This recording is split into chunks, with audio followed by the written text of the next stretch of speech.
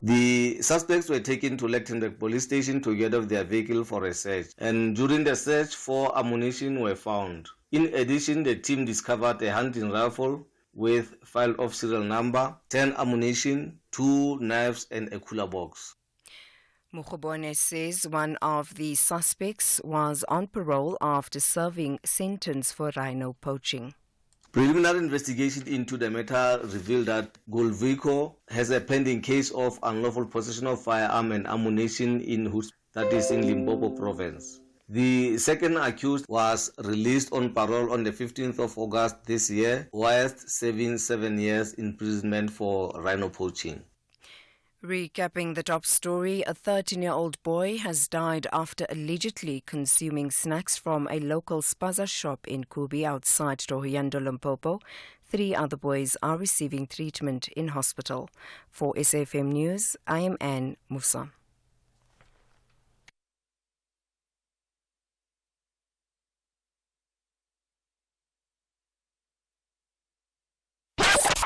SAFM 104 to 107 nationwide. Leading the conversation. Is alcohol affecting your work? Is alcohol affecting your family? Is alcohol affecting your relationships? Visit aasouthafrica.org.za or call 086 143 5722. With Alcoholics Anonymous, you need never stand alone again. This is a SABC supported initiative.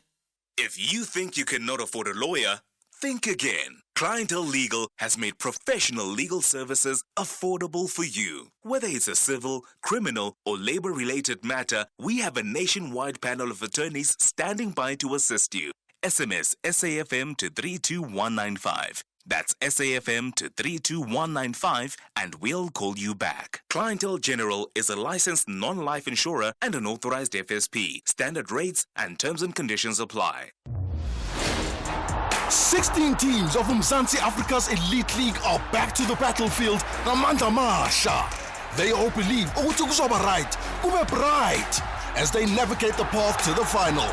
This is the second edition of the Carlin Knockout Cup. Fagukesi.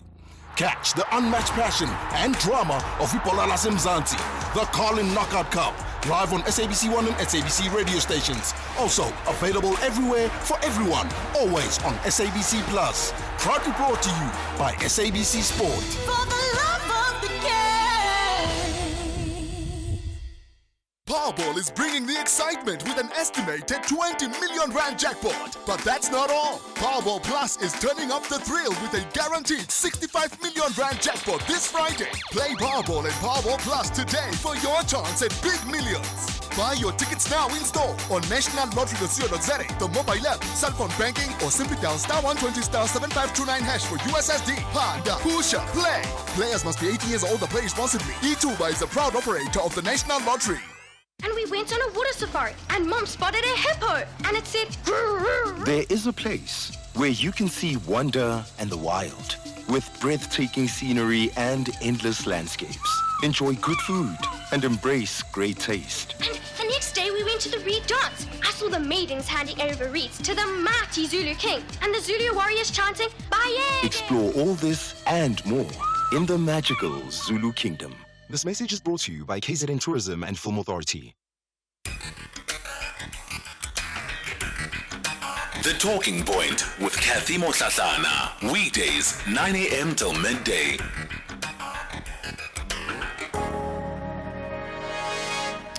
You're listening to The Talking Point. Welcome to the second hour of the show. We continue the conversation right here on SAFM.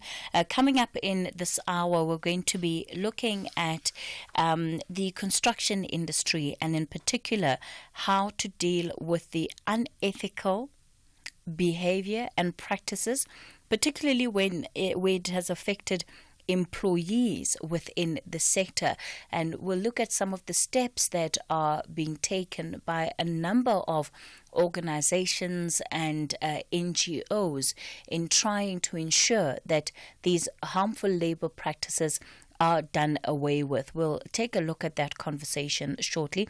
Before we get into it, lots of debate on the open line. Of course, much of it still on the GNU, and how should these partners be working together, and how should the agreements within the political framework be finding expression and meaning in governance. So this is certainly still going to be part of an ongoing debate.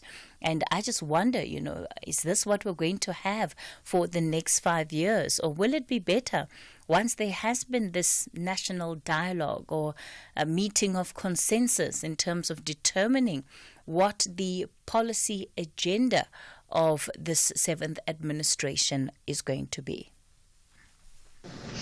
Good morning, House Cathy and everyone in the studio. House Cathy, please assist us in Polokwane, Seshego in the extension to be specific. Polokwane municipality has abandoned us. We don't have water. The last time we received water was last week on Sunday. It was already late, and some of us, we couldn't do what we were supposed to do. Please, we really need your help, House Cathy. We don't have water in Polokwane. Municipality and the mayor, John Mpe, they don't want to help us with water. Please assist us. Thanks.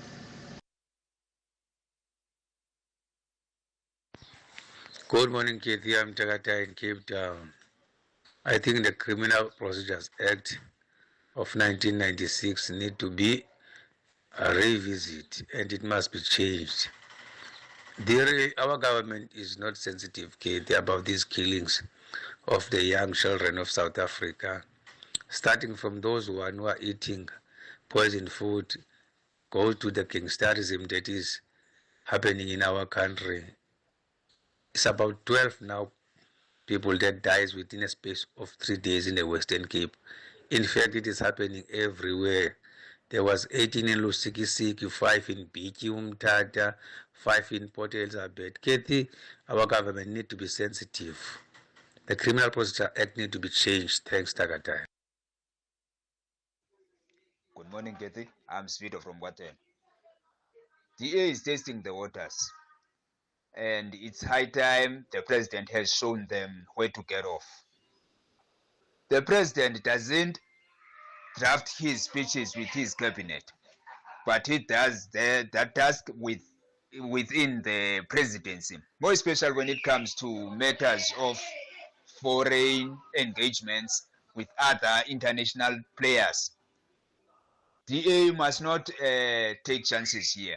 If they are tired of being part of GNU, they should just call it quits and let the parties that are still interested in making it work and continue. Thank you. Suskete, this is Emmanuel Mtol in Durban. And I think DA is correct, especially Stan Harrison, if he says Putin or Russia is not available, and a friend and ally of South Africa, but is a valuable friend and ally of ANC, not South Africa. Not South Africa. DA is correct. Thank you. Morning, House Cathy. What's the purpose of having an EPWP project for 3 years in the city of Ekurhuleni municipality in waste collection? Then when a permanent vacancy comes out, we're the ones on the EPWP project who have been doing waste collection for 3 years. You are not considered. Comrades, their friends, their girlfriends, and people who are buying jobs are the ones who are benefiting. Really, it's unfair. It's simple. Got him. Good morning, Cathy. Good morning, Cathy. Good morning, everybody. Let's make it sweet and short and sweet. John Steenhuisen is out of order. They must expel him as a minister. Show them who is in power. He tries to get power. He's aspirations was to become deputy president. So let the country show him, expel him as a minister, man. Thank you. Good morning, Keith. I think it's important that the ANC realize that they didn't win these elections. They didn't get the legal majority, which is 50+1, to be able to be in government alone. That is why they had to sign whatever, they call it a memorandum of understanding or of a statement of intent or whatever it is with the other parties that they now claim to have invited into government. They had lost being in government, governing alone. They need to accept that. And I think once they've accepted that, everything else will run smoothly. Otherwise, we are going to be having the circus that we are having now in local government with, people jumping from pillar to post, having token mayors or whatever they call it, because they are convinced that they have the right to be in power. Debbie, thanks, bye. Cathy Mohlahlana on SAFM. While we continue the conversation on the talking point, thank you for all of your contributions via the WhatsApp line. Well, let me welcome onto the show Cathy Mohlahlana, who is Inspector General of the Department of Employment and Labour. Cathy, good morning. Morning, Cathy, and thanks for having me. Naomi Linteni is Project Manager for the SADC region at the International Labour Organization. Naomi, good morning. Good morning, and thanks for having me. What we're doing this morning, of course, is looking at the construction sector and in particular the exploitation that we have seen in the industry, which is largely made up of casual workers. We have also seen in this country in particular where things can go wrong. Sometimes you have unqualified people that are made to work on buildings, resulting in structures that are not of good quality or do not meet the standards. And we then sit with subsequent collapses of some of these buildings, often leading to a loss of life. Let's firstly begin with why the sector is so vulnerable, is so susceptible to exploitation. Aggie? Just to start off, I want to indicate that the construction sector, we've always flagged it as one of those high-risk sectors, given the fact that there's ease of entrance in terms of workers, and most of the workers that get in there are vulnerable. And vulnerability, we define it as workers that wouldn't be, for status, the unionization rate is quite low.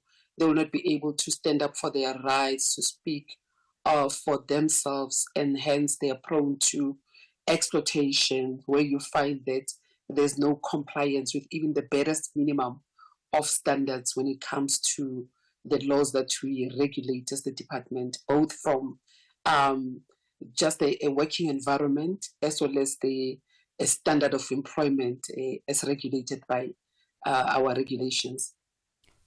What has enabled this kind of behavior to continue? Because as you say, Aggie, there are set minimum standards from the Department of Employment and Labour, but yet you don't see the compliance with these standards. Yeah, it's a combination of factors. First of all, just the attitude that there isn't a willingness to self-regulate, even when enforcement agencies such as ourselves would not be present, number one. And secondly, that in instances where we go and inspect, because once we, as I said earlier, we've identified it as a high-risk area sector, meaning that we direct a lot of resources there. However, we will go conduct inspections, and as soon as we turn our backs against those workplaces, they tend to go back to normal. So there isn't a sustainability type of a thing. And you find that also employees themselves either do not know their own rights or they are not willing to stand up for them. And employers don't take it upon themselves to make sure that they do what they're supposed to do in terms of maintaining the standards of employment as set out in our laws. And I mean, exploitation is rife in the area of payment of national minimum wage. You find that it's not there. Compliance with occupational health and safety prescripts, it's not there. A whole list of non-compliance that I can talk about. So basically, a lack of culture of compliance, and just also taking advantage of these poor workers, because most of them are poor. Some, you find a huge chunk of undocumented foreign nationals that are going to be underpaid. So they cut corners where it suits them and it suits their pocket. So it gets sustained. We're going to continue with this conversation shortly. Namibia and Seychelles both want their presence felt when they meet at 12 midday, while Mzansi's Banyana Banyana confront neighbors Eswatini at 3 p.m. This is the doubleheader of the Hollywood Bets COSAFA Women's Championship. Catch both matches on Friday, 25 October, live on SABC Sport on DTT Channel 4. Also available everywhere for everyone, always on SABC Plus and SABCSport.com. Proudly brought to you by SABC Sport. For the love of the game. Mzansi, we're going back to basics, celebrating the golden narratives that have shaped our nation's screens for the 18th South African Film and Television Awards, a tribute to 30 years of democracy, brilliance, and the future of South African entertainment. The red carpet sparkles at 7:30 p.m. and the main event shines brightly at 8 p.m. on Saturday, the 26th of October, live on SABC2, where you belong.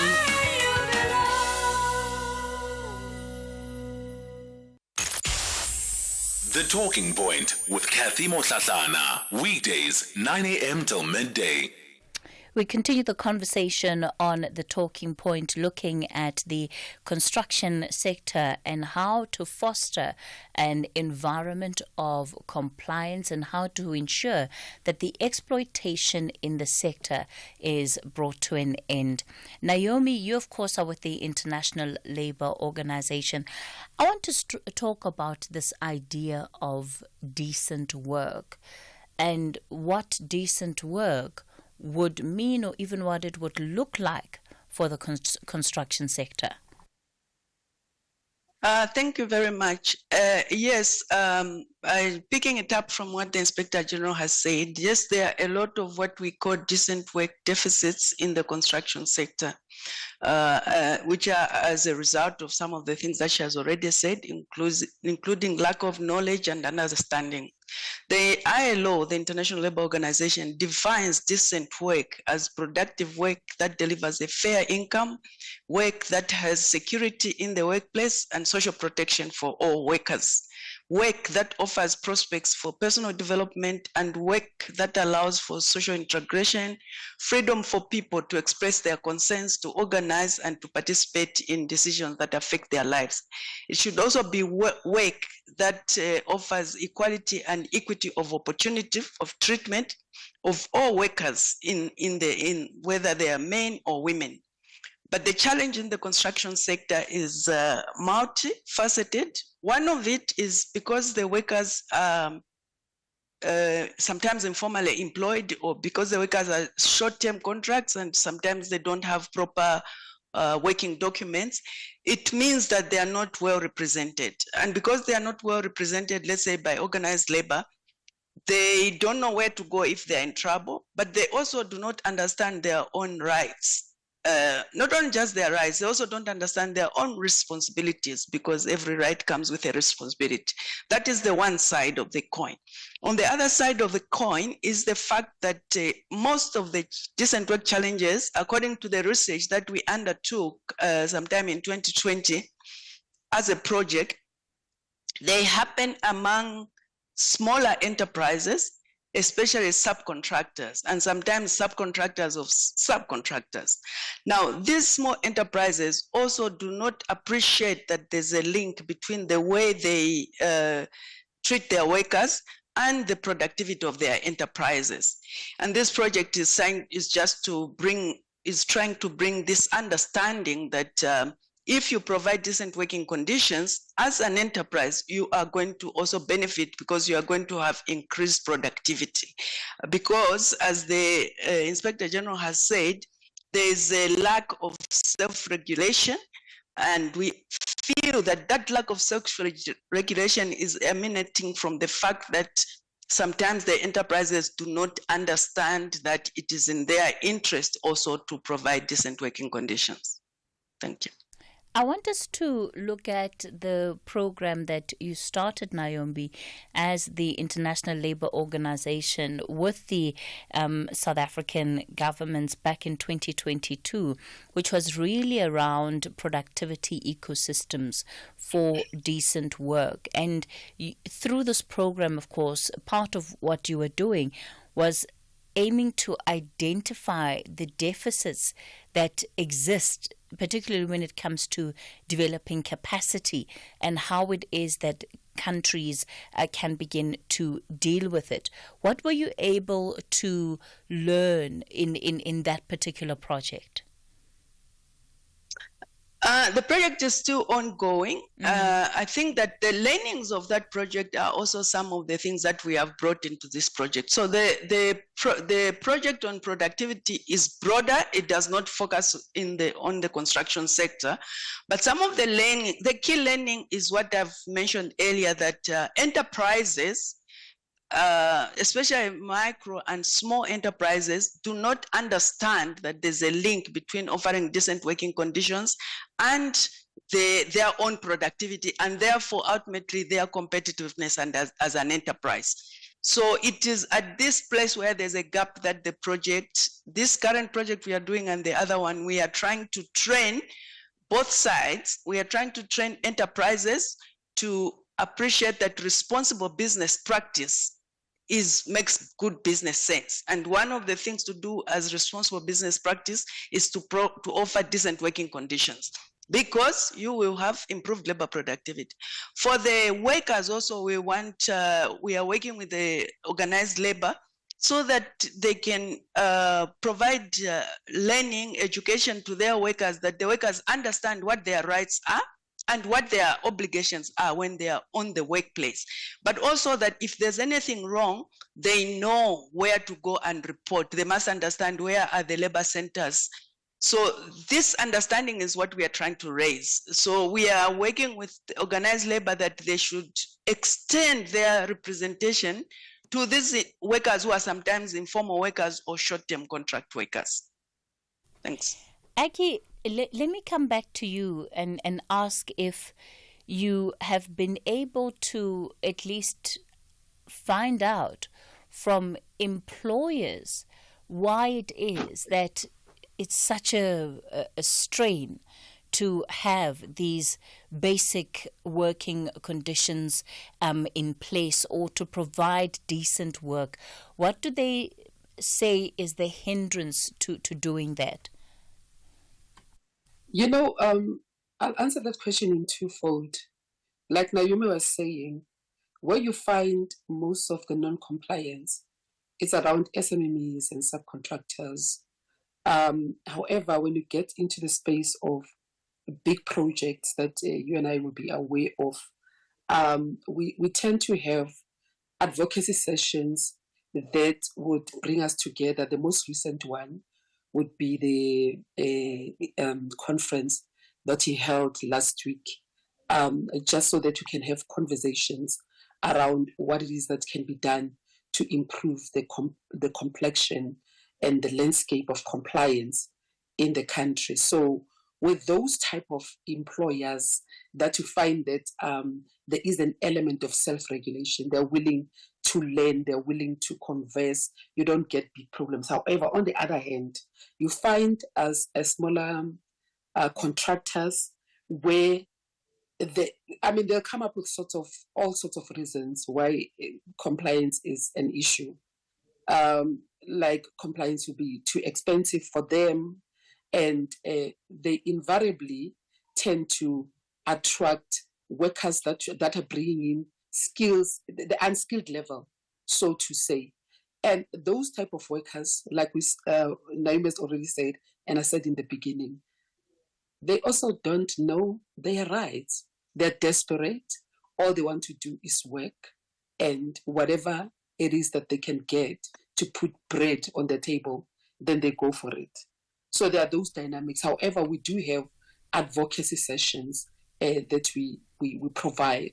As a matter of fact, when we do our work, one of the pillars that you really emphasize on is advocacy at all levels. So be it a briefing session, even on one-on-ones, we do approach it that way. All right. When we continue, then we'll focus on this nationwide pledge that has been formulated, particularly for workers in the construction industry, alongside the various partners that have been involved in formulating this pledge. For now, it's 10:30. Time for your latest news headlines. Very much, Cathy, and a very good morning. With the news headlines, Kemudupi Makhalemele. The ANC will start its 4-day NEC meeting this afternoon in Boksburg, east of Joburg. Top of the agenda is the party's electoral decline in the May 29 polls. The father of a 13-year-old boy who died at Kubi village outside Tohoyando in Limpopo after allegedly consuming snacks from a spaza shop says he's devastated. And U.S. Secretary of State Antony Blinken is in London for talks with Arab leaders about efforts to prevent any wider conflict in the Middle East. Details of these and other stories at 11. Taking a look at your markets this morning, the rand is currently trading at 17 rand 68 to the dollar, 22 rand 94 to the pound, and 19 rand 14 to the euro. Markets in Asia were mixed at the closing bell. The JSE mainly weaker in mid-morning trade. Markets in Europe are trading lower this hour. Gold is trading at $2,727. Platinum $1,007 per ounce. The price of Brent crude oil is at $74.67 a barrel. SAFM 104 to 107 nationwide. Leading the conversation. Breast Cancer Awareness Month. Myths versus facts. I'm too young to get breast cancer. Many women under age 40 are diagnosed with breast cancer. Men can't get breast cancer. 1 in 922 men have a lifetime risk of breast cancer. I have never had children and can therefore not get breast cancer. Women who haven't had children or only had them after 30 have an increased risk of breast cancer. Breast Cancer Awareness Month on SAFM.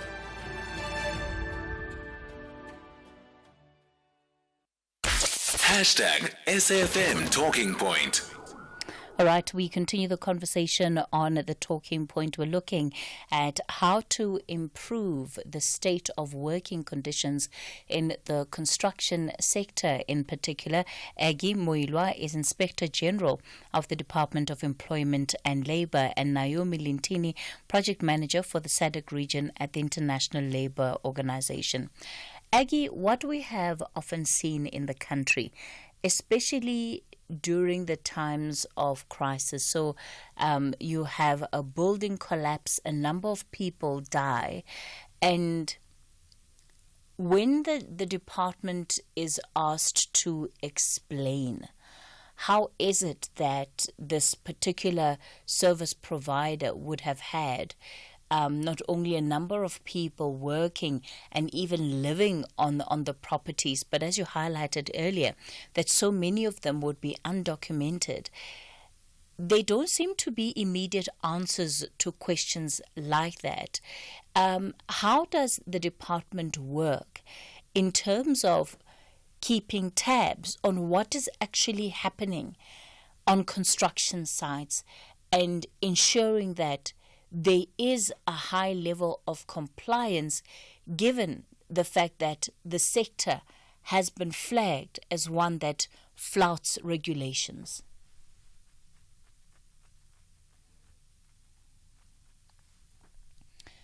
Hello, Aggie.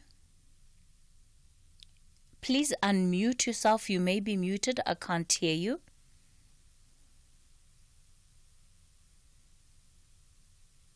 All right. I can't hear Aggie on the line. Naomi, are you still on the line? Okay.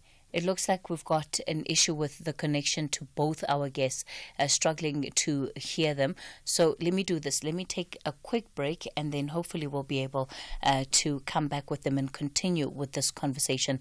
I do apologize for that. Breast Cancer Awareness Month. Myths versus facts. I'm too young to get breast cancer. Many women under age 40 are diagnosed with breast cancer. Men can't get breast cancer. 1 in 922 men have a lifetime risk of breast cancer. I have never had children and can therefore not get breast cancer. Women who haven't had children or only had them after 30 have an increased risk of breast cancer. Breast Cancer Awareness Month on SAFM.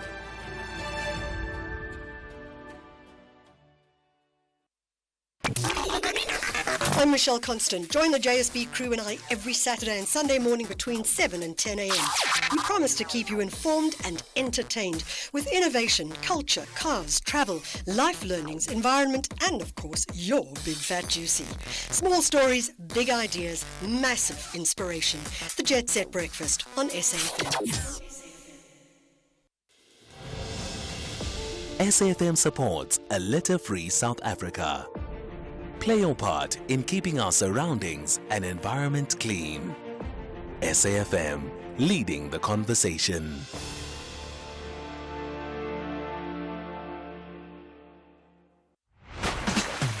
Every person, no matter who you are, what music you're inclined to listen to, and what you do with your weekends. You need a weekend playlist.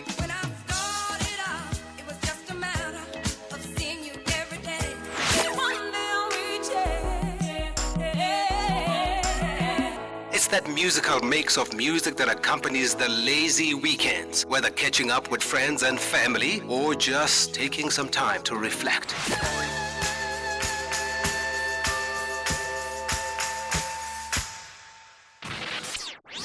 The Talking Point with Cathy Mohlahlana. Weekdays, 9 a.m. till midday. All right, I do apologize for that. Welcome back to the show. We continue with the conversation on the open line. Let me just check with our guests, make sure that they're both on the line. Aggie, you are, of course, the Inspector General with the Department of Employment and Labour. Are you able to hear me loud and clear? Yes, Kate, I can. Okay, wonderful. And Naomi, you're with the International Labour Organization, Project Manager for the SADC region. Are you able to hear me loud and clear? Yes, I can hear you. Okay, great. Wonderful. Glad to have you both back on the line. So, Aggie, before we lost that connection, the question I was asking was around some of the difficulties that we often see where there has been a crisis, right? You've got a building collapse and suddenly it emerges that there were, individuals that were working on the site, undocumented migrants that were on the site, many of them living there and working there and being forced to work around the clock. And often when the department is asked how it is that they were not aware of some of these activities, they don't. You don't seem to have immediately available answers. And I want to know, what is the difficulty in being able to keep tabs on what is happening at construction sites across the country, especially since this industry has been flagged as a high-risk industry? Yeah, this industry has got several role players, which sometimes people may not be aware of, both at local levels, municipal level, as well as national levels. There are various councils and bodies that are responsible for buildings and licensees and so forth and so on, and engineering councils. So it's a whole list of role players in that regard. And we all have different roles to play. So when it comes to the Department of Employment and Labour, we will go in there to regulate the space in line with the laws that we administer. So in instances where you find that there has been a collapse of a building, and I'm going to use the George matter as a case in point. As soon as that happens, there'll be several role players that come in as well. Remember, there will be fatalities where the police will come in. There'll be pathologists that where the recoveries of bodies, they need to come in that regard, the local municipality and so on and so forth. So we tend to come in at a later stage where we get handed the site and then we begin our investigations.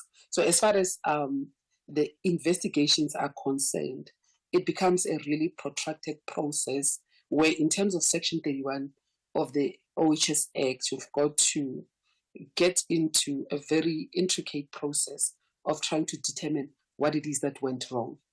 So sometimes when we get asked what is happening, that is why you find we may not have immediate answers because investigations will still be underway.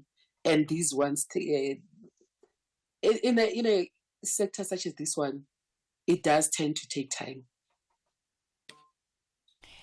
The role of the multiple stakeholders that are involved, how does that influence or even affect the ability to deliver decent work?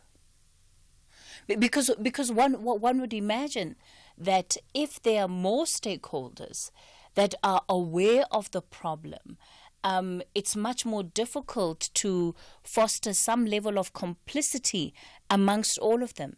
And yet the fact that we still have this problem suggests that there is complicity. I don't know whether I'll call it complicity, but I hear what you're saying.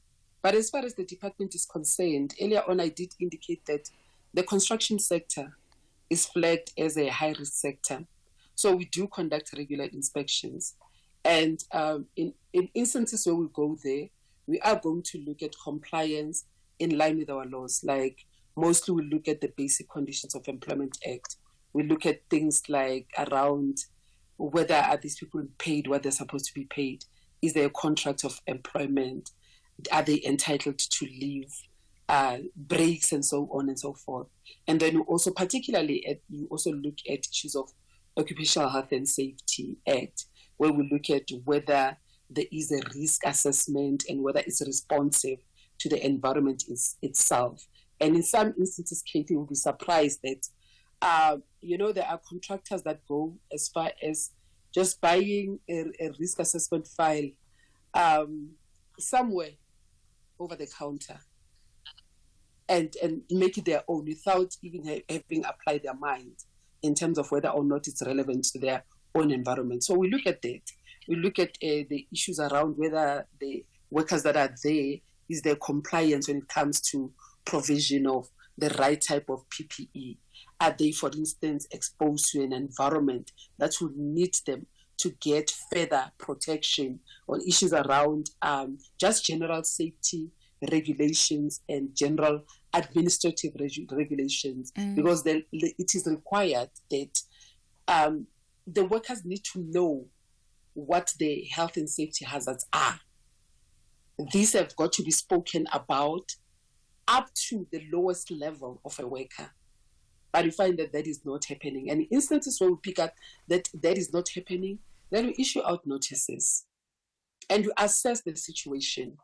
If the situation is such that we suspect that there could be an imminent danger to human life or anyone that is in and around that area, then we prohibit. There are instances where we've prohibited construction sites because they do not comply. Thanks. Naomi, what are you hoping will be accomplished through this pledge for workers in the construction sector? Thank you. So first, let me start first and foremost to say that the pledge is just one element of a broader agenda, which we are working with the government and also with other stakeholders. Just to pick it up from where the Inspector General has said is that You see, the construction sector has got low entry barriers. So you get very micro businesses, small businesses who may not understand or appreciate issues of occupational safety and health also entering the space. And because the bottom is quite crowded with many of such small enterprises, they also increase that risk that something wrong might happen. So what we are trying to achieve as a project, working with the department and also with the other stakeholders, is to raise awareness among multiple stakeholders, even those that are linked to the small SMEs. So we want to raise awareness among communities.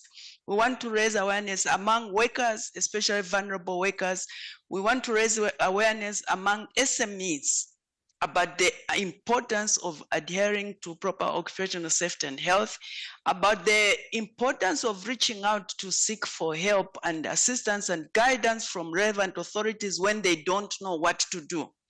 Because the support is there. Sometimes it's just that SMEs don't know where the support is.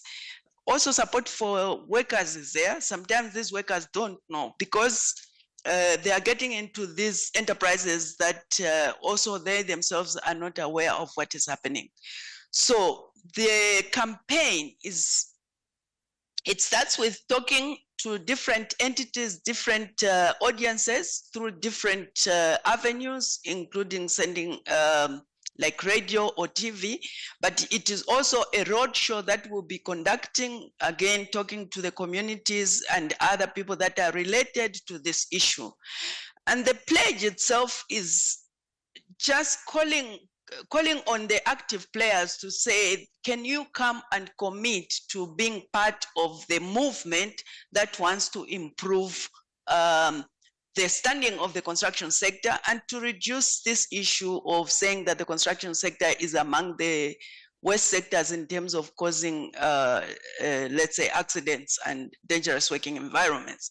So it's a pledge of commitment. It's a call to action. First and foremost to the active role players, but also to anybody in the peripheral of the issue of construction. Thank you. All right, thanks for that. I'm going to bring in some of the questions that our listeners have sent through. We'll start off with the WhatsApp line and then I'll also bring in our callers. Good morning, Cathy, to the Labour Inspector. My question to her is, what form of support or education do they offer small businesses or new employers who know nothing about labor laws, who just wanted to do something and then they hired one or two people? So, like, from the transition from being an employee to being an employer, you know nothing about what exactly you are. It's expected of you as an employer. So, what does the Labor Department do to assist new employees or employers to actually comply, as well as just to allow them to learn what exactly is required of them? Thank you. Hi, Cathy. Lunga, Western Cape. Just wanted to comment regarding the builders and building contractors, etc., when it comes to non-compliance. I think the real question is, what is the punishment for being non-compliant? Considering what happened in George and how many foreign nationals were on site, we don't know of that number, how many were legal, and people's lives were lost. So if the building contractor or developer or whomever is busy with the project, they should be the ones monitoring, and if something happens, the penalty should be heavy in order for them to comply. That's the only way to enforce it. Them saying that they do an inspection and then the guys go back to normal once they've cleared their inspection, it's not sufficient. One inspection is not enough. Anyway, awesome show. Cheers. Aggie? Okay, just in terms of the first question, we offer training, we do advocacy sessions, so people are welcome to contact us as a department. We also take anyone along, particularly new businesses, along what it is that they need to do to require with all our laws, particularly laws such as the unemployment insurance, compensation, and so forth. So we do offer that type of support, and then we can also assist with just advice in terms of what should be done when they draw up their risk assessment, which is really a starting point when it comes to issues of OHS. And then the second one, I agree with the content of that message, and I agree that our there's got to be penalties that are going to be heavy enough to serve as a deterrent. Unfortunately, the current Occupational Health and Safety Act has got, we enforce through the NPA, and we also enforce with the assistance of the police at a level of just reporting what has happened, because the current OHS Act, we enforce it criminally. So we do link with the police and the NPA as well. So you find in some instances just an admission of guilt, and they get away with it. And that admission of guilt, it's quite lenient, and hence the amendment of the law, so that the penalties become heavier, and also with jail time being possible. And with our cases being referred to the NPA, they also take a whole lot of time. It is not unusual for a case to take 5, 6, or even more years for it to be concluded. And by that time, one could argue that, social justice to people that have suffered a loss of life, loss of income, some have lost limbs, and so on and so forth. Yes, something needs to be done, I agree. And hence, we have amended the law, and the process is quite at an advanced stage. Thanks. All right, we're going to continue in a moment. South African Airways is expanding in the DRC. We now offer direct flights from Johannesburg to Lubumbashi, the heart of the DRC's mining hub. Our convenient arrival time allows seamless connections to key regions like Ndola and the Copper Belt, opening up new growth opportunities. Traders can benefit from our generous baggage allowance, while SAA's superior aircraft belly capacity ensures your cargo reaches most parts of Congo on the same day. Book now at flysaa.com or contact your travel agent. South African Airways, connecting Africa to the world, one flight at a time. Toulouse have a concrete plan to triumph and maintain their top spot. Meanwhile, fourth position Toulon have set their minds on a win to pressurize the 3 teams above them. This is the top 14. Witness the incredible action, the top 14 rugby encounter between log leaders Toulouse and RC Toulon. This Sunday, 27 October at 10 p.m. Live on SABC Sport on DTT Channel 4. Also, available everywhere for everyone, always on SABC Plus and SABCSport.com. Proudly brought to you by SABC Sport. For the love of the game. The Southern African Queens of the Beautiful Game will produce real drama, passion, and excitement on Monday, 28 October. Madagascar tackles Botswana live on SABC Sport on DTT Channel 4, while Mauritius confront Malawi on SABC Plus. Both matches kick off at 12 midday.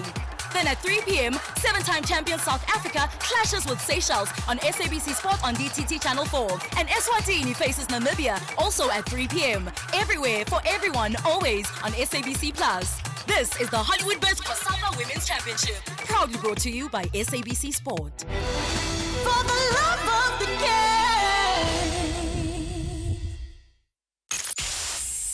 The Talking Point with Cathy Mohlahlana. Weekdays, 9 a.m. till midday. Well, thank you for staying with the Talking Point as we lead the conversation, focusing on the construction sector. Agimwilwa is the Inspector General in the Department of Employment and Labour, and Naomi Lintini, Project Manager for the SADC region at the International Labour Organization. Nkandla, you're out in KZN, and you, of course, want to speak on this issue, but in particular about the labour inspectors. Hello, Nkandla. All right. Katie. Oh, there we go. There we go. You're live on the radio. Good morning. How are you? Good. Yes, my sister. You see, on the issue of labor inspectors, we must be honest. Labor inspectors do not have this thing enough capacity. They are not enough to go around onto all these 2.6 companies we've got in this company in this country, and with the 2,000 that they've got, plus the 20,000 something that they've increased recently, how many are they going to allocate into construction industries and all across the sectors to ensure that they've got enough capacity? Unless they've got enough capacity, we're still going to come back on these issues and discuss them. And it's a pity for these sisters to come and protect. It's not they've came to protect. They've came to try and explain something that is beyond their means, because all this thing is being protected by the same politicians who claim to be fighting for the interest of the people while they are busy exploiting people. With the tender system, you will find the same politicians running the same construction, and then the same labor inspectors, they will be victimized by the same politicians pointing guns at them and then being told to shut up, to don't do anything, or they'll face the mighty power of the black masters, black apartheid masters who are into power because they want to serve their stomach. That's a problem. That's a problem, my sister. We can't keep on blaming the labor inspector doing this. Political will. Where's the political will? Okay, Nhlanhla, thanks for bringing up those issues. Aggie, isn't Nhlanhla right? And one then also thinks about the construction mafia and how in many ways some of these service providers have become a law unto themselves. So if you are able to have players in the industry that sometimes do behave like they're above the law, how are you empowered as the department to do your work? As far as Nhlanhla's question is concerned, or his comments, he is right in terms of the capacity of inspectors. We do not have enough. But then again, what is enough? I think it's not an easy question to answer. There's a whole rate of ramifications in terms of determining what enough is. And I don't believe that merely adding numbers is going to solve our problem. Our problem is much bigger than that. We can't afford an environment where workplaces will wait to be policed until they comply. So there's got to be a change in behavior, and it's got to happen voluntarily. And I mean, the law has got, penalties have got a role to play. However, we're also saying that we shouldn't just come bearing a stick alone. We should also incentivize compliance and good behavior. And that is why we're exploring all these channels, that in instances where we find good compliance, do we make enough noise to boost the PR of those companies, and also just to enable them also to grow in stature. And Naomi mentioned earlier that what some companies or most companies don't understand is that when you comply, you are able to also raise your productivity levels. And I'm talking something that has been researched, something that is known. And I just want to leave it at that. In terms of other issues around construction mafias and so forth, we've got different role players to play as law enforcers. Our role as the labor inspectorate will go as far as what areas of our laws are being flouted, and how then do we come in as mandated by the law. All right, thanks for that. Naomi, let me give you a chance perhaps to give us your parting shot briefly, please. Thank you very much. Yeah, I just want to re-emphasize this important thing which the Inspector General has raised, this issue of incentivizing good behavior. Because indeed, adding numbers will not change anything. What we need to do is to get the active players, the workers and the employers, to understand that unless they work collaboratively, then the enterprise will succeed. And a succeeding enterprise will continue providing employment. And so it is in the interest of everybody that we promote decent working conditions. For workers, they'll have a more rewarding work experience and continuous employment. For the enterprises, they will have improved productivity and therefore continuous performance and competitiveness. For the government, as it regulates the business practice, as it takes its duty of being the main duty bearer, there's an expanding and inclusive economic growth and therefore ability to reach out to many people. So we are working with the ministry, the department. They are doing a lot already, but we are also working with them with the international labor standards to make sure that this message goes to the actors in the industry, and therefore they will police themselves because they see the good. Okay. And if they can see the good, you see, if you know that this is going to help you, then you will continue doing it. Therefore, we will achieve the changed behavior that the Inspector General is talking about. What we need is a change in behavior coming from within the sector. Aggie, Naomi, let me thank you both for your time this morning. It's just after 11 o'clock and it's time for your latest news.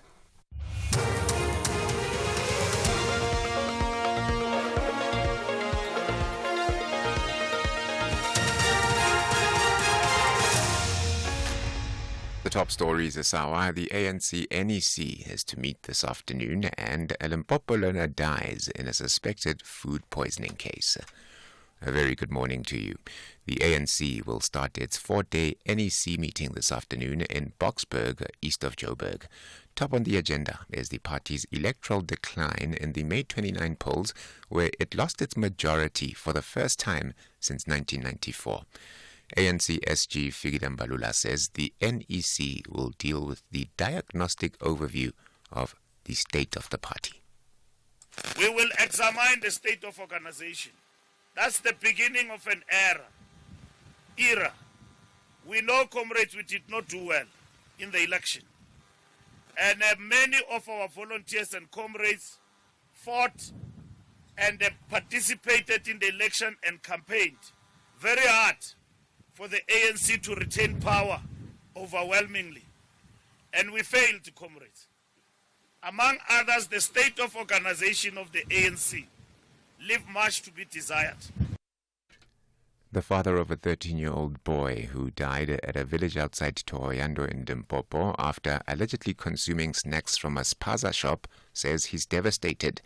Munei Mulaudzi and 3 other boys ate snacks offered by a local spaza shop owner after they helped to pack the stock.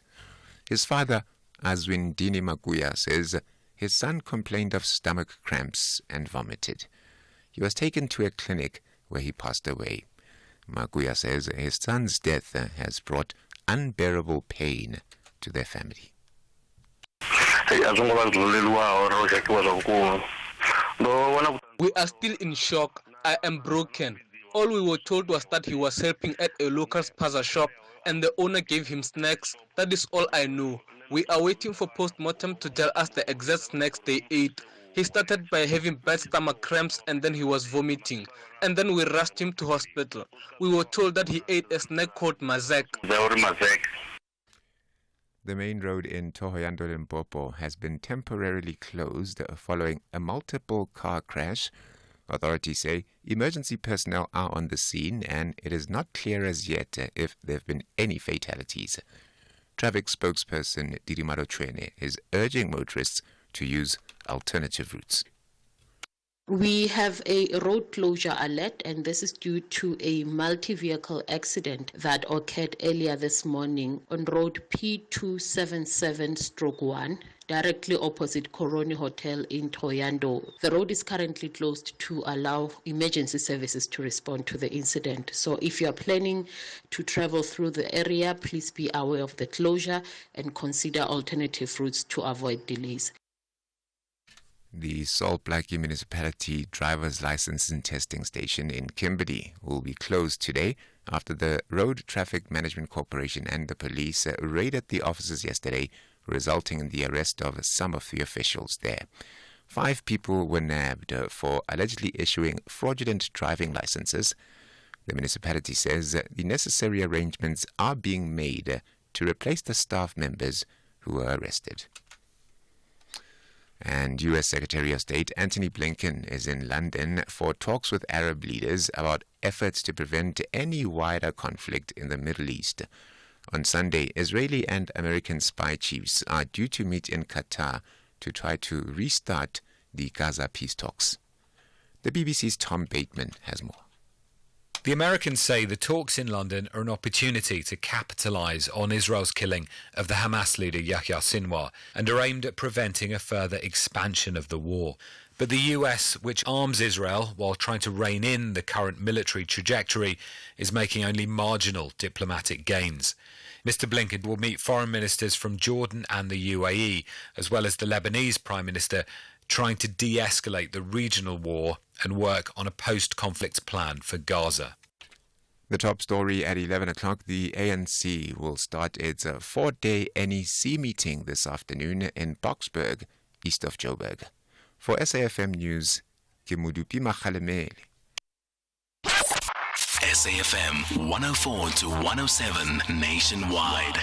Leading the conversation. If you think you cannot afford a lawyer, think again. Clientele Legal has made professional legal services affordable for you. Whether it's a civil, criminal, or labor-related matter, we have a nationwide panel of attorneys standing by to assist you. SMS SAFM to 32195. That's SAFM to 32195 and we'll call you back. Clientele General is a licensed non-life insurer and an authorized FSP. Standard rates and terms and conditions apply. Twinkly Twatha registered 4 draws in their opening 4 matches of the season. Now they strictly won 3 points. But Babinanuko wants a permanent home in the top 5. KZN takes on Limpopo. This is the Betway Premiership. Catch Royal AM versus Sikukune United this Saturday, 26 October at 2:30 p.m. Live on SABC 1 and SABC radio stations. Also available everywhere for everyone. Always on SABC Plus. Proudly brought to you by SABC Sport. For the love of the game. Celebrating our music heritage right here on the Friday Wind Down.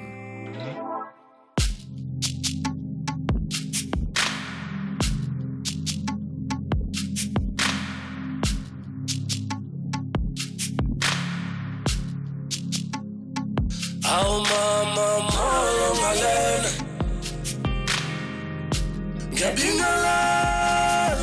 Mohlahlana, Mohlahlana, Sawona, Mohlahlana, Sawona, Mohlahlana. Oh mama bolitini uyazi melutini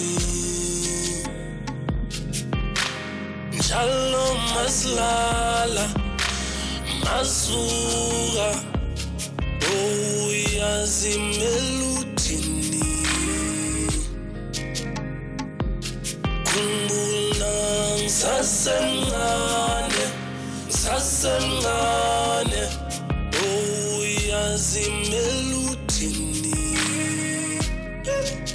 uhlala usenhliziyweni yami awunjalo njalo wena njalo awu mama Mohlahlana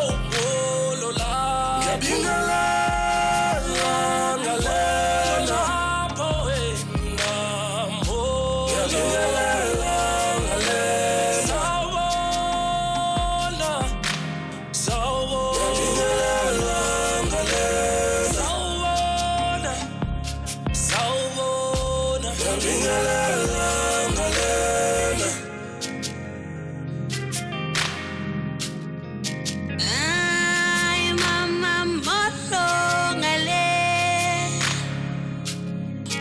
Ulishiyangani ngalena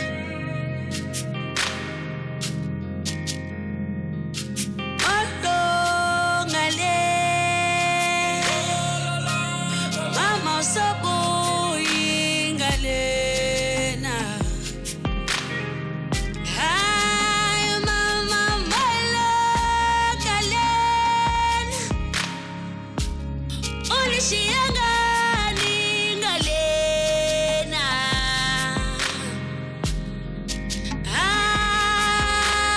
Mama Saboy Aw mama ngalena Saboy Ngiyabingelela ngalena Shoni la Ngiyabingelela ngalena Sawubona Ngiyabingelela ngalena Shoni la Ngiyabingelela ngalena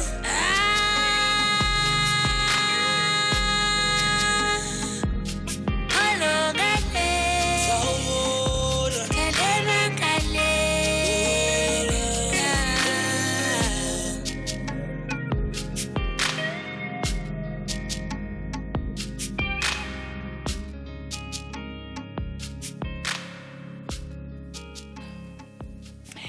I don't have to tell you what time it is. It is the Friday wind down. As you know, my favorite part of the week. And today we've got another extraordinary musician in the studio with us. He goes by the stage name of Hidden Xhosa, but his name is actually Luyolo Beku. Luyolo, good morning. Thank you so much for agreeing to spend the hour with us on the Friday wind down. Hey, it's only a pleasure. Good morning to you, Cathy, and the listeners of SAFM. Thank you for having me. It's such a pleasure. Let's talk about your journey. I was quite fascinated by the fact that you have been behind the scenes for quite a long time. So help me and the listeners understand. What exactly is it that you have been doing behind the scenes? Because behind the scenes sounds like it's often hidden. You're somewhere in a dark corner. Which is not quite what it is, because a lot of the artists that you have been doing work with are artists that are known to South Africans. Yeah. And so you've been helping build their careers and enabling and facilitating some of the work that they've put together. Indeed, a good 21-year journey it has been, with its ups and downs, of course. So you started music when you were, what, 12? You Thank you for the compliment. I really appreciate it. This is how the 40s look like. Oh, you are 40. I cannot believe that you are 40. Unbelievable stuff. Yeah. So basically, I've been behind scenes developing artists. I mean, even before developing artists, started learning the ropes through Stone Siate, who gave me a shot in the industry, handling his first solo project with Tsiladi Matlapa. This is, about 21 years ago. And then from there, I started networking through his network. And then, I worked with road management. I did some shows here and there. At some point, I worked with the late HB. We were shooting Music and Lights video. It was out in Q Studios, Orange Grove, featuring the international Amory, the R&B star. Yes. And then later had a glimpse into working around JR. I think he was doing the Colorful Tour, the album that had made the circle bigger. So there's a number of artists. Up until then, I got to think, hey, let me go back to the Eastern Cape. You know, Joburg can be a bit challenging, you know. Sometimes it's got this false hope at times, you know, so you think things are coming up and tomorrow it's a different story. So I had to go back to the Eastern Cape and reboot and realign with the vision why I came to Joburg in the first place. Before you take us on this journey of realignment, with these different artists that you were working with, what were you doing behind the scenes? So which part of your talent and skills were you actually giving effect to? So I think more than anything, when it comes to the household names, there really wasn't much that I had to take out a skill for. Although with Stone, he believed in me so much that he would assign me for getting radio interviews, the whole media publicity, and also talking to promoters whenever we're going to go to a certain province, especially when we're trying to tap into the Eastern Cape. So there was still that boundary to a certain extent between the Tswana language and Xhosa, so it wasn't really easy to penetrate into the Eastern Cape for the Tswanas, and I really appreciate how he believed in me, because I didn't even understand Tswana at the time, you know, so it was quite a task. With WHP, I was the one who had to coordinate the music element, which is the dancers. Everyone is going to be featuring in the video except for the cameos, so it was his close friends in the music industry that were part of the cameos. And then we also I am the one responsible for taking WHP for the first time in his life down to the Eastern Cape. Then it was the YB2A project that he was promoting with the Harambes, the Tswakas, and so forth. So this is how I found home in the Tswana nation, because I spent a lot of time in the Northwest as well, Mafikeng. You could also pass off as a Tswana, right? I'm not all that good at it, but I see the Northwest as my second home in the industry. Yeah. At the time, did you know that ultimately you want to have a career similar to those artists that you were working with, and you know the work that you're doing behind the scenes? Was it clear to you at that point, or was it just a case of, I know I love the industry and I'm going to try lots of different things and see where it takes me? The funny thing is that I never dreamt, I never wished, I never hoped for center stage ever in my life. Let alone knowing that I could even hold a note. I didn't know. I didn't know at all. Singing was never any in my aspirations at all.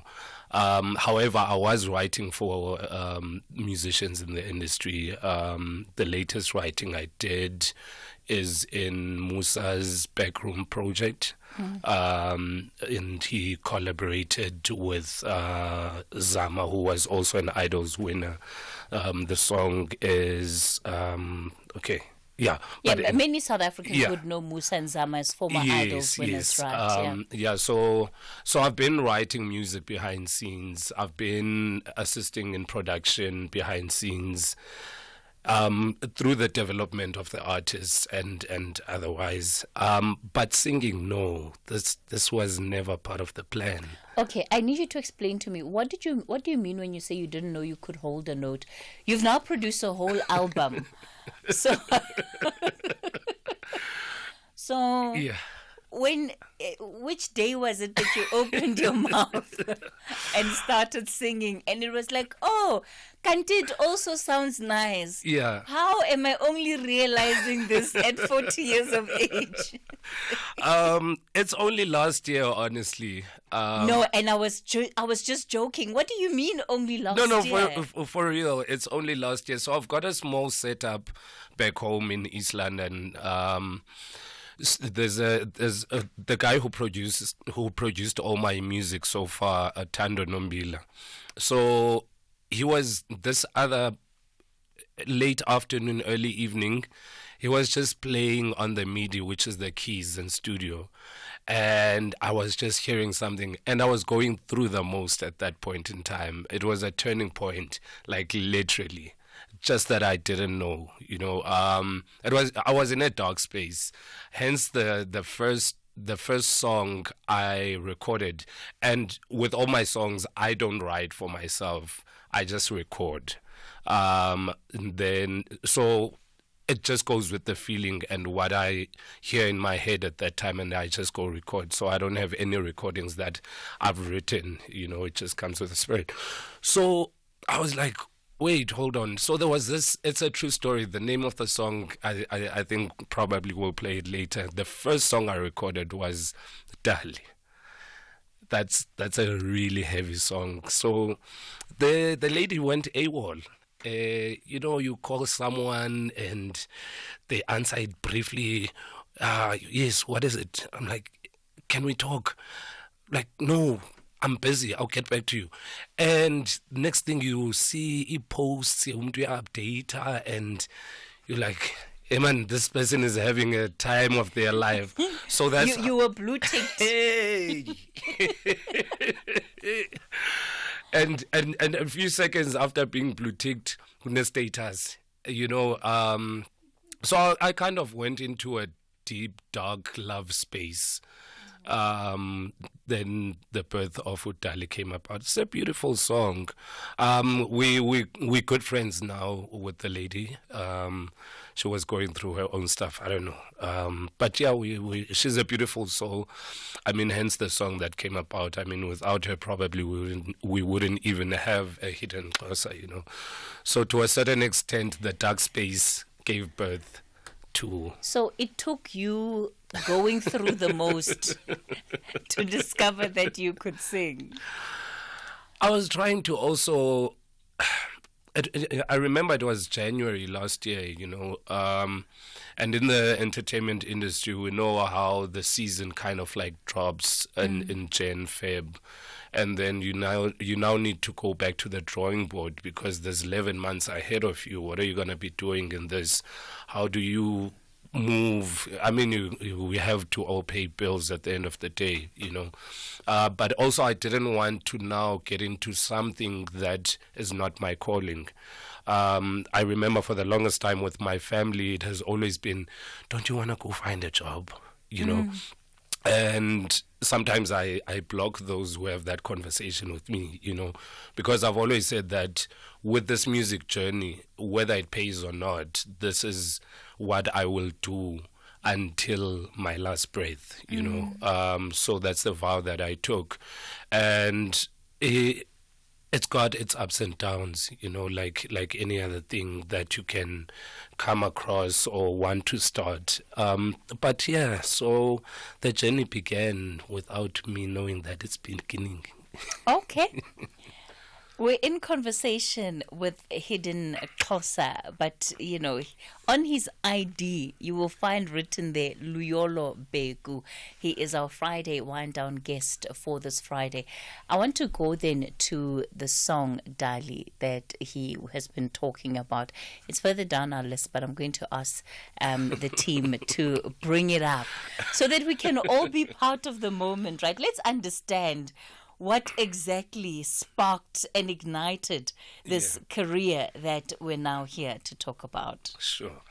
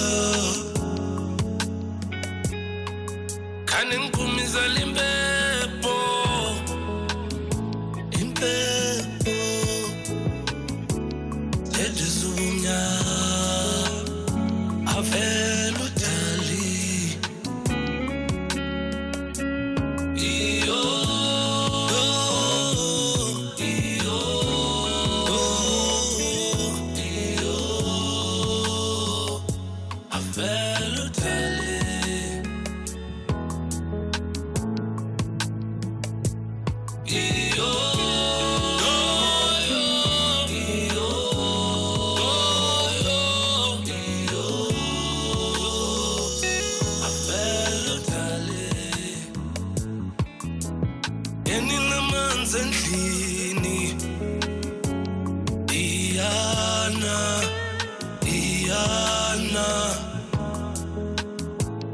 hlala ndizibuza kanti ubuya nini ndiyamkhumbula kanti ndenzeni my darling ndibangabuza abahlobo bakho buza abakhelwane shona kuphi shona kuphi oh yo avela darling vela wena vela wena vela wena darling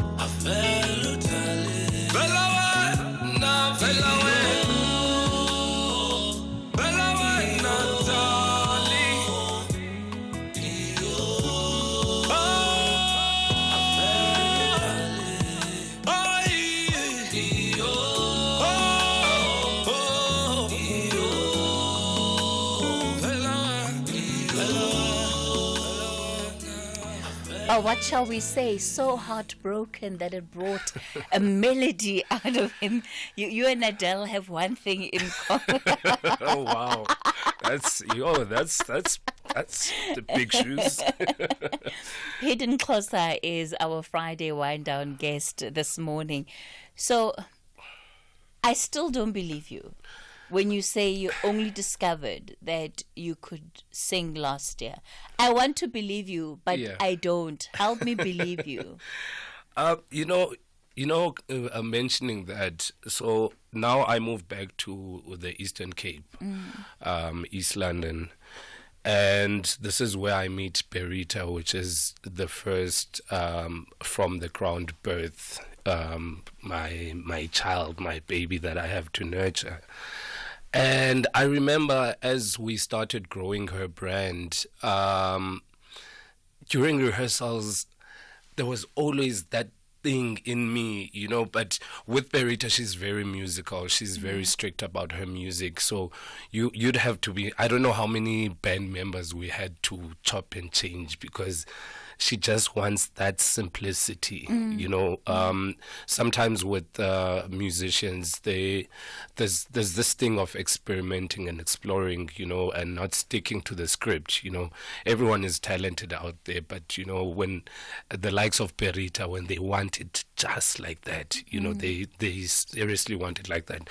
So I remember imagining in my head some melodies that could enhance the performance, like with the BVs when we were traveling with the full band and stuff like that, So I do believe at the subconsciously there was a manifestation going on that I wasn't aware of, but as I said, like off air, even at church, I don't have So that. you never used to join in the music sessions of all of these artists as they were singing? Because sometimes when everything is sort of off mic and it's Yeah. just a creative session, Yeah. Everybody sort of gets involved. No, even with my cousins, Kukulethu Mbuku, Kuhlembuku, they're musicians. I mean, they grew around the Joyous Celebration members when they were still studying in Durban back then. I knew deep down that this is my space, but I didn't know where. You know, this is why I then fell in love with behind scenes when I was introduced by Stone in it. But the music, whenever my cousins would go to church rehearsals, I'd tag along, get there, like, oh, this is nice. My cousin, he was playing drums. He tried teaching me drums, and I realized that I'm really not a patient person, you know, lessons. Because back then, also in primary school, I took up guitar. It was standard 4 when grade 6, no, yeah. So we were taught the basics of guitars, and I loved guitar. Even in my music, most elements will always be around this and that. But no, I never sang anywhere before last year. We're going to continue with this conversation on the other side of the latest headlines. A very good morning to you with the news headlines. Ke Modupi Makhalemele. The case of the man accused of raping and murdering a 6-year-old girl in Orlando, Soweto has been postponed to the 1st of next month in the Protea Magistrates Court. The ANC will start its 4-day NEC meeting this afternoon in Boksburg on the east of Joburg, and the Desmond Tutu Intellectual Property Trust has urged the UK government to reconsider its position after denying a visa to Chief Mandla Mandela due to his support for Palestinian freedom. And those are your headlines. A full news update at midday. The Friday Wind Down. Kick off your weekend the right way. Get ready to make your life easier with TV License's new website features. We upgraded to the secure iVery 3D payment gateway and the ability to manage your account information, view, print, and download a detailed TV license statement. You can make website queries for an account and technical support, which has made things immensely easier. It is now a smooth, effortless process that can respond to all user inquiries quickly and efficiently. It is a great way to quickly get the help you need without worrying about a thing. Get started now and enjoy the convenience of TV License's new website features. Visit www.tvlic.co.za today. TV Licenses, do it for the convenience that matter. Powerball is bringing the excitement with an estimated 20 million rand jackpot. But that's not all. Powerball Plus is turning up the thrill with a guaranteed 65 million rand jackpot this Friday. Play Powerball and Powerball Plus today for your chance at big millions. Buy your tickets now in store on nationallottery.co.za, the mobile app, cell phone banking, or simply dial *120*7529# for USSD. Panda, Pusha, play. Players must be 18 years old and play responsibly. eTuba is a proud operator of the National Lottery. 16 teams of Mzansi Africa's Elite League are back to the battlefield. Namandla Masha. They all believe ukuthi kuzoba right, kube bright, as they navigate the path to the final. This is the second edition of the Carlin Knockout Cup. Fakukesi. Catch the unmatched passion and drama of Ipola Mzansi. The Carlin Knockout Cup, live on SABC1 and SABC radio stations. Also available everywhere for everyone, always on SABC Plus. Proudly brought to you by SABC Sport. For the love of the game. Celebrating our music heritage right here on the Friday Wind Down. You're listening to the Friday Wind Down. We're wrapping up the week with Hidden Xhosa, our Friday Wind Down guest for today. And as you heard, what a story he has had behind the scenes for close on 20 years. And now finally coming to take center stage with the release of his debut EP titled Ndim. So, Luyolo, what did people say the first time, and I'm curious to hear about not only your family and friends, but also the musicians that you've worked with, because you weren't somebody that had indicated an interest in ever taking the microphone. What did they say when they heard that you were singing, when they heard you've got your own EP out? It came as a shock, just like it came as a shock to me as well, you know. And one thing I can tell you, even today, some of them still haven't gotten the hang of it, you know, because my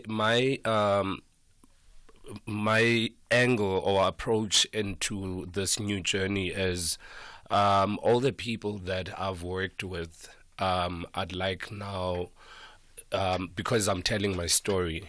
You know, there's a project that I'm gonna be hosting live during the course of next year, which is titled Hidden Xhosa, Telling My Story. And I'd like all these musicians that I've worked with to have a song. To come on board, yeah. And have a song with Hidden Xhosa. I know, yes, if they're listening out there, I know it's still a shock, but we are here now. With the family, I think, more especially with my mother, she still can't really put a finger on it, what it is, you know. I mean, generally the arts, it was really something that she never understood, but she was supportive in her prayers, that whatever it is that I'm meant to be doing on this earth, let it be, you know. I find myself having to explain all the time for the past 20 years, I'm going now, I'm leaving the country. Leaving the country? What do you mean leaving the country? What do you actually do? Here's a list, here's a pen and paper, write down for us. What do you do? So I had those. So that's what's going on even to date. And I'm finding it a bit tricky because now from behind scenes, I now have to adjust into center stage. I don't have a team where you walk into a building and that's the PR office, that's the whatever office, you know. I'm just blessed to be around people that are always willing to help. If I'm in the Eastern Cape, I've got people that just stand as my road managers, even though they don't even understand the work, but they're willing to grow with me. You know, they will sacrifice their vehicles and drive me around like a VIP, bodyguards and the works, you know, because they are, when I told them about the vision, that's what they ran with, you know, Tobelambayo and Ompumelelo Naye, you know. Those are my Eastern Cape team, and then I have Aluta Saunders this side, Noneli Mkatu. So wherever I am, there's always someone that will say, oh, brah, what you've started, we also want to make sure that it comes through. How does your experience in the industry feed into this personal project that you're now embarking on? Because yes, you might not have a team, but you've been a part of a team. You know what it takes for a musician to build their careers, go on tour. You've seen the intricacies of all of that. I must say, firstly, it's not easy. Because now I have to be the all-rounder, I have to be an artist, I have to be a manager, I have to be the PR, I have to be everything, you know. And in the beginning, I was kind of stumbling all over the show because 1 minute I have to be sending music to radio stations, and then halfway through that there's an interest of an interview, and then there's an opportunity of going for a promotion or a smallanyana gig because I also do those activations. Then I had to take a back seat and form a structure for myself. Okay, fine. This week we're following up on radio stations. The next week we're doing A, B, and C, so that we have some sort of consistency. With my type of music, the unfortunate and fortunate part is that it's not music that just blows overnight. You know, it's music that manifests gradually in people, and it grows and it takes time. Sometimes it takes years. You look at the biggest break, Kazonke. This was a good 10 years later, 10 years plus, you know, at the birth of her project. I forgot the name, you know. But it just goes to show you that not every journey will take the same time as the next person, so it's important that you have your own structure, you have your own goals, your own targets, and understand what it is that you're trying to achieve, because not all of us trying to be in the spotlight. Not all of us are trying to not be in the spotlight. Not all of us are trying to chart the playlists of big radio stations, So you first need to understand where are you taking this journey even before you begin. Let's talk about your new single and what has inspired the single. Yes. You're making me lose my clothes. I've been saying it the whole morning, and it's like, Yeah. hey, I don't want to blunder on air. Wow, man. That's a song that instantly I said, this song, I wanted to go to the world. Because I think it goes with every musician. Everyone will have their own personal favorite. But with Xelele Lizwe, it was just a reflection of everything that I've gone through, the ups and the downs, my previous marriage at some point in time, and I felt that there's so many negative things that are surrounding my life, and I don't want that to bleed into my music. I want my music to be healing as much as I want it to be relatable as well, But I don't want a sad story, I don't want to be that miserable person, miserable musician that will bring a dark cloud. When you hear the song, someone will say, hey, please switch that thing off, you know what I mean? So when I said, I was like, whether I'm in love at that point in time or not, I have got a Dali out there.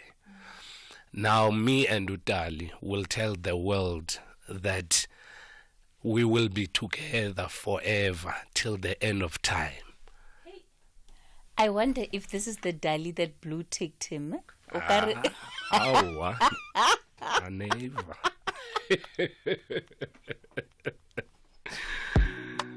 Yeah.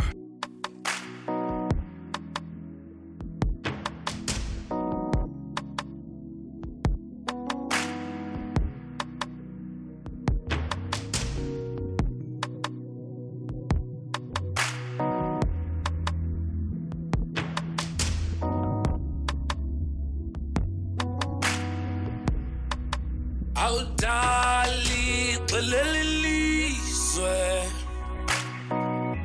Xelele Lizwe Uba mnana wezofa silahlane Dali Xelele Lizwe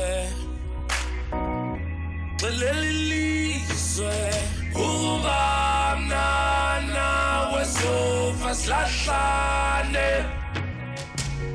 Darling, ngiyazama mina nawe akukho lula mina ngiyazama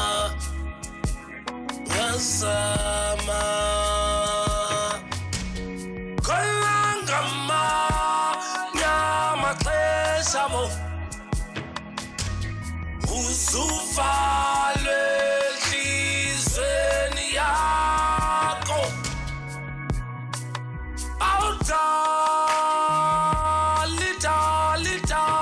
mo uzuvalo ngizuvalo Xelele Lizwe Uba mnana wezofa silahlane Dali Xelele Lizwe Xelele Lizwe Uba mnana wezofa silahlane Zifungo zami ngiyobambelela kuzo ngize ngiyofika kuleli labangasekhoyo. Lemibhalo esilotshwe ngohlwayo lothando lwakho kwinhliziyo yami luyoba sibonele esihle njalo. Mina empini ngiyoba lihawu lakho. Kanti ke futhi abaningi banomhawu ngalolu thando oluhle lwakho. Mina ngiyokuthanda njalo. Uma kumnyama isibani semcabango emihle ngiyosikhanyisela njalo. Sengifunga phambi komhlaba wonke yimo wakho. Konke kungokwami senkungokwakho. Vula isikhalo esengiyocamela kuso umihla yonke yamukela nansi intandathu. Kolangama nyama xesha mo uzuvalo ngizuvalo xelelizwe ubamnana wezofa silahlane dali xelelizwe ubamnana wezofa silahlane.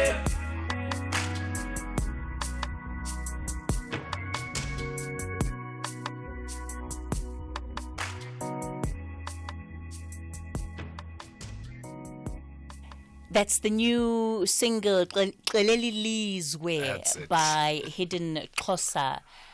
How would you describe your music? What do you do? Are you a African pop, African R&B? Does it even have an African in front of it? Because I've been battling with that, everyone has their own interpretations about my music. I mean, even when I was submitting for distribution, there's on the metadata you have to fill in this and that, ISRC codes and everything. I got stuck there, and I remember calling Joanne at Africorate to say, "Bro, when you listen to my music, what do you think? Where must I slot this?" Because remember, all of this is new to me also. I've never had to categorize music. But personally, when I'm in my own hidden corner, I think it's world music. Even if that may not be a genre, but it's world music that represents Africa and the feelings, the deeper meaning of an African feeling. You know, being an African, this is how we feel when we're unloved. This is how we feel when we are happy. This is how we feel when we are in a dark space, you know. So it's sort of like an interpretation of an African child. What would you say you have learned about the industry over the 2 decades that you have been in the industry that you're going to be tapping into to guide your career as an artist, and particularly, you know, both the good and the bad, because you spoke about how challenging Joburg can be and just the time that you had to go back home.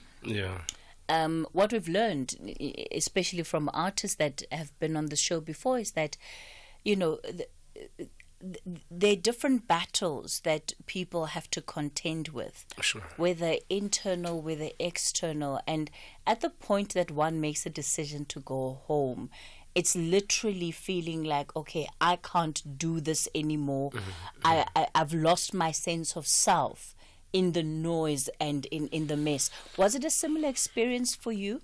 And how are you going to use all that you have learned, including what you've seen from other artists, to fuel your own career?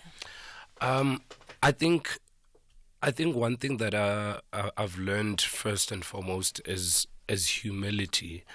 Behind scenes, I was exposed to giants. I was exposed to all the attention of the artists that I'm working with at that time. I was exposed to a lot where I feel that it gave me time to process everything. When I started this, because remember, as I said, I didn't know that I was going to start Center Stage Journey. But immediately when I stepped into that, one of my main reflections are three people. Firstly, the late giant Oliver Mtukudzi, when I had an opportunity of working with him when we were recording Berito's collaboration with him in Harare, which also featured Brahima Sekela. In some of our talks, one thing that stood out for me is that don't ever go out there. This was from Oliver Mtukudzi. Don't ever go out there thinking that you are a star. You know, a star is birthed by darkness. Yeah, well, and then he went on to further break that usually artists will go into studio wanting to do hits and this and that. Yeah, well, let the people define what is a hit to them. Tina, we are here to make music that is for the people. What the people do with the music, then it's a different case. Then Questa just gives you that humility. You know, I haven't worked as part of his team, but I've worked around him in about 2 or 3 of the gigs that I was part of the organization back in the Eastern Cape. And he's a people's person. So who you are before the musician or the so-called star or the celebrity needs to reflect who you are when you are alone.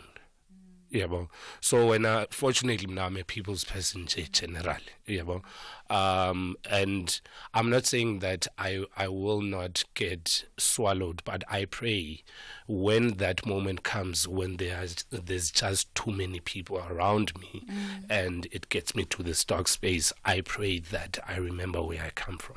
All right. We're going to continue with Hidden Xhosa when we come back from this break, and then we'll also find out what are his plans for the future.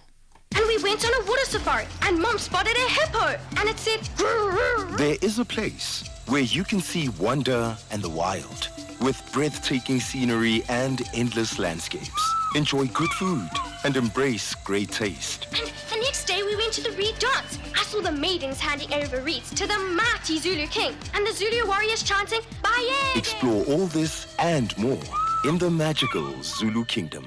This message is brought to you by KZN Tourism and Film Authority. Powerball is bringing the excitement with an estimated 20 million rand jackpot. But that's not all. Powerball Plus is turning up the thrill with a guaranteed 65 million rand jackpot this Friday. Play Powerball and Powerball Plus today for your chance at big millions. Buy your tickets now in store on nationallottery.co.za, the mobile app, cell phone banking, or simply dial *120*7529# for USSD. Panda, Pusha, play. Players must be 18 years old and play responsibly. eTuba is a proud operator of the National Lottery. The Friday Wind Down. Kick off your weekend the right way. Good afternoon, Cathy Mohlahlana and your guest, Hidden Xhosa. The songs that are coming out from the Hidden Xhosa are so soothing, you know. It needs a full body of work, you know. Just playing all his songs on a driveway so that you cannot even feel the journey that you are taking, you know. So I'm asking when the full album is coming out. My name is Kugza from Bushbuck Ridge. Morning, Sis Cathy. Together with your visitor, the Molo Mhlekazi. This is Ngabse Baba. Hayi, mhlumculo Mhlekazi, inhlingoma straight message. Siyabula. Sithi camago qhubela phambili. Ilizwe livile.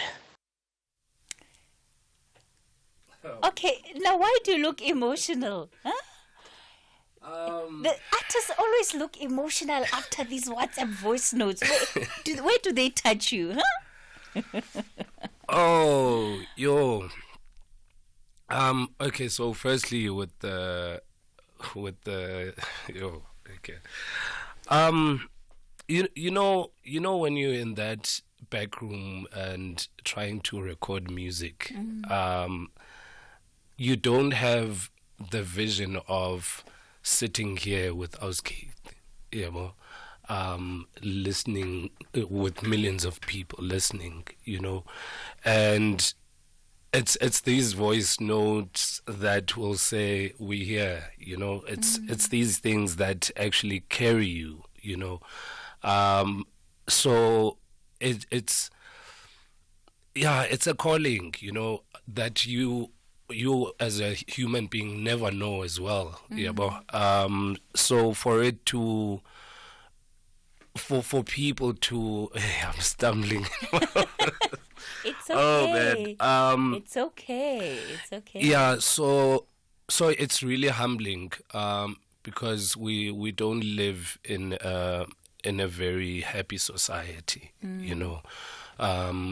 everyone is going through a lot, so this is why it's important, when you hear things like these, it's one of those things that tells you keep going. So you heard one of our listeners there asking about the full album.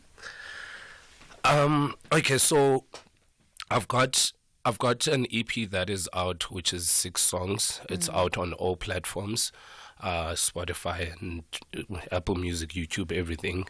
And then also this new single, which is not on the EP. It's also out, titled Xelele Lizwe.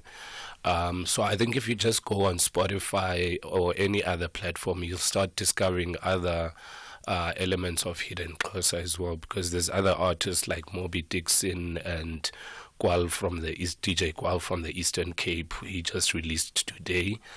So if you just search Hidden Xhosa, there's other hidden gems there. But with the EP, I just wanted, before collaborating into other genres, that there be a stern foundation of saying, this is me, hence the title, Dindim.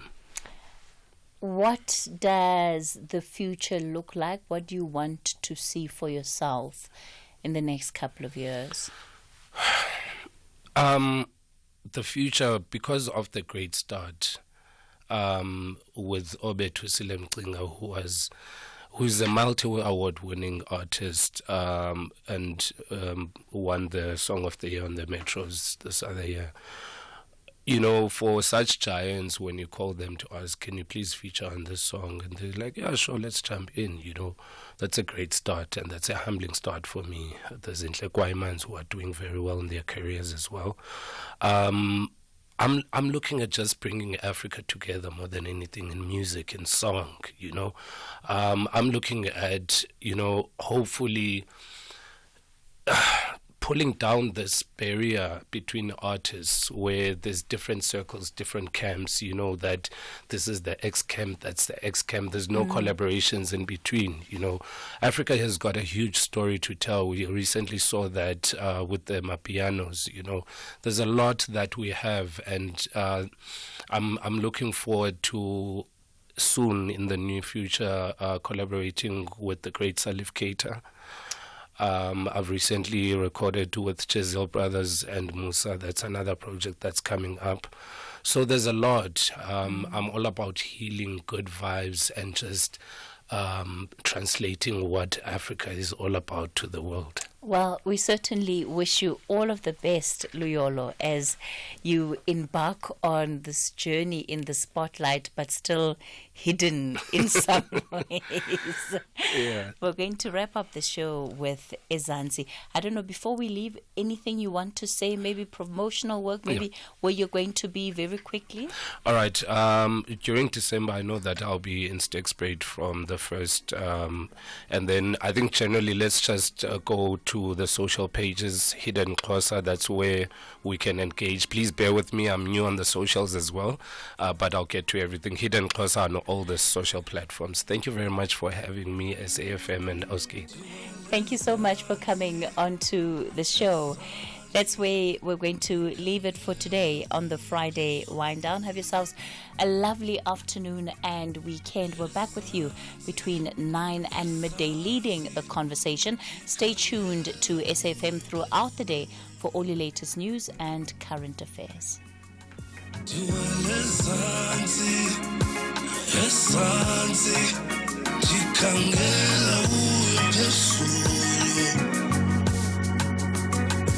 Esansi, Esansi, tikangela uye phezulu.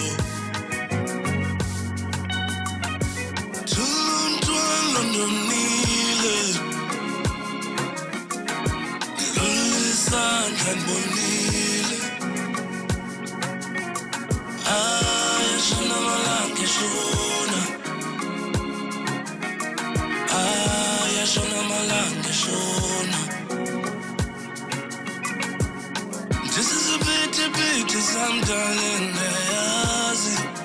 Ewanda kuma, yoluli sandla sakho.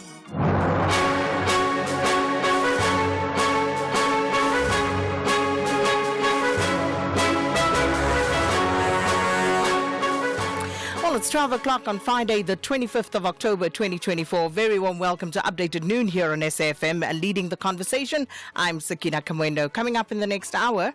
The cat was also young, but they didn't shoot other people. They didn't hurt people. The people that they come for wasn't here. 7 people killed in another mass shooting in the Western Cape. In this case, like where we are at the moment, the shop behind me is where it is alleged that's where the poisoning happened. So what we are just doing at the moment, we are collecting samples. An increased incidence of food poisoning in townships are gradually becoming a norm. And coming up in sport, Banyana player do a magic trick and almost play 2 matches at the same time. I'll explain to you why. And the mighty Pirates take on poor Amazulu later on in the Premiership. and of course John Chirika with those details later on in the show. Just incidentally, I'm wearing my Banyana shirt. Now share your views with us, 41391. That's the SMS line number. You'll be charged $150 per SMS. You can also write to us via X, our handle at SABC News_radio, or you can send us a WhatsApp voice note on 082-692-3909. Well, these and more stories coming up on this Friday edition of Updated Noon. First, though, let's bring you up to speed with the latest news. Here's Modupi Mohlahlana.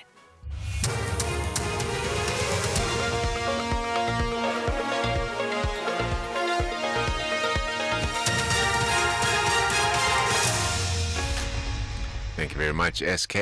The top stories at midday. The case of Soweto girls' rape and murder is postponed, and the ANC NEC to meet this afternoon. Very good afternoon.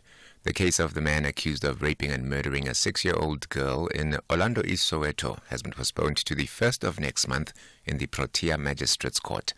Mozambican national Pete Simiao was arrested on Wednesday night.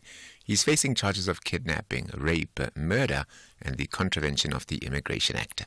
Simiao allegedly lured, raped, and then murdered the 6-year-old child on Monday, leaving the community outraged and demanding justice. Session Naidu was in court. The accused made a brief appearance in the dock before his case was postponed for a formal bail application. He will remain behind bars until his next appearance on Friday next week. The courtroom was packed to capacity with the police minister as well as the provincial commissioner in attendance. Scores of community members also gathered outside the court calling for the accused not to be granted bail. Sasha Naidu, SABC News at the Protea Magistrates Court. A man convicted of 3 murders is appearing in the High Court in Polokwane, Limpopo for sentencing. Charles Maboko was found guilty of killing 2 people in Polokwane and 1 in Beggarsfort 2 years ago. Randani Ralipaswa has more. 24-year-old Emmanuela Charles Maboko was convicted on 3 counts of murder, aggravated robbery, and possession of unlicensed firearm and ammunition. Eyewitnesses' testimony revealed that a vehicle matching Maboko stopped near University of Limpopo professor who was jogging in Stock Park, Polokwane. A man matching Maboko's description emerged from the car, shot and killed Professor Tayob. Witnesses also testified that Maboko went to a car dealership in Nivana, Polokwane, when he robbed, shot and killed Mwoperu Wimbi, a teacher from Bembe district, who had taken his car for service. Lucas Malachi's girlfriend testified, placing Maboko at the scene of her boyfriend's killing in Beggarsfort. Rendanera Lipasa, SABC News, Polokwane. Small Business Development Minister Stella Ndabeni-Abrahams says there are measures in place to regulate micro businesses. This comes after she came under fire from MPs during a debate on protecting South African children from consuming expired and contaminated food. The spate of foodborne illnesses and the deaths of children in the country has raised safety concerns amongst citizens. Ndabeni Abraham says her department does not have a policy to regulate spaza shops. She says local municipalities are the only ones with the authority to license spazas. So what we did as the department was to establish a township economy task force. Now, who makes part of that? You need the food manufacturers on board. You need the consumer protection on board. You need the Department of DTIC, the Department of Health, our Department of Home Affairs and Police, and we have that in place. Because we were saying that the need to enforce compliance, which is why we also reached out to COPTA and SALGA, because right now the authority to license lies with the municipalities. The ANC will start its 4-day NEC meeting this afternoon in Boksburg, east of Joburg. Top on the agenda is the party's electoral decline in the May 29 polls, where it lost its majority for the first time since 1994. ANC SG Fikile Mbalula says the NEC will deal with the diagnostic overview of the state of the party. We will examine the state of organization. That's the beginning of an era. We know, comrades, we did not do well in the election. And many of our volunteers and comrades fought and participated in the election and campaigned very hard for the ANC to retain power overwhelmingly. And we failed, comrades. Among others, the state of organization of the ANC leave much to be desired. And the Archbishop Desmond Tutu IP Trust has urged the UK government to reconsider its position after denying a visa to Chief Mandla Mandela due to his support for Palestinian freedom. Mandla Mandela, the grandson of former President Nelson Mandela, was scheduled to fly to Britain earlier this month to speak at events for Black History Month. In a statement signed by the chairperson, Mampela Rampele, the trust says the visa was denied due to Mandela's public support for Palestine. The trust says Mandela, an advocate for Palestinian rights, is neither a terrorist nor anti-Semitic. It has called on the UK government to engage in dialogue instead of exclusion, asserting that true peace cannot be achieved without justice. Recapping the top story this hour, the case of the man accused of raping and murdering a 6-year-old girl in Orlando East Soweto has been postponed to the 1st of next month in the Protea Magistrates Court. Back to you, Sakina, for SAFM News. Kemudupi Makhalemele. Update at noon with Sakina Kamwendo, midday to 1 p.m. Update at noon with Sakina Kamwendo.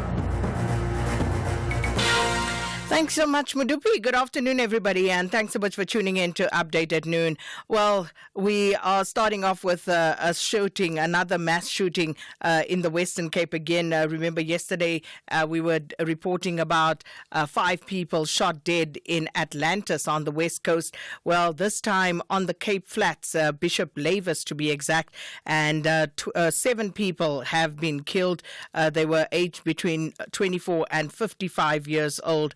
And this was at an informal dwelling in Kogelberg Street last night. People died after several shots were fired at the occupants of this informal dwelling, and 1 person is still in hospital injured. So our reporter Corbin August is on that story, and we'll try and find out what the latest is in this regard and whether police are following up on any leads or whether they even know what the motive for this particular shooting was at this point.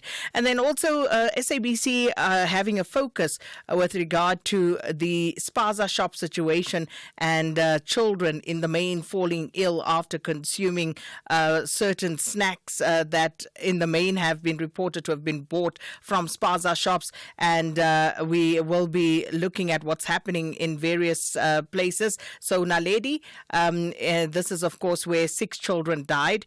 So we'll check in to find out what the latest is with Horisani Sitole, and also also staying in Soweto, that court case of the man who was arrested after the rape and murder of a 6-year-old girl at the beginning of the week. So he appeared in court today. So we'll check in to find out what the latest is there. And we expect a post-cabinet media briefing following Wednesday's cabinet meeting. Zelene Merrington watching that one for us. And then the EFF in the Free State picketing at the Lebohang building to demand the immediate resignation of Premier Makwin Letsuha Matai. And this, of course, following a Tweespruit Road's construction scandal.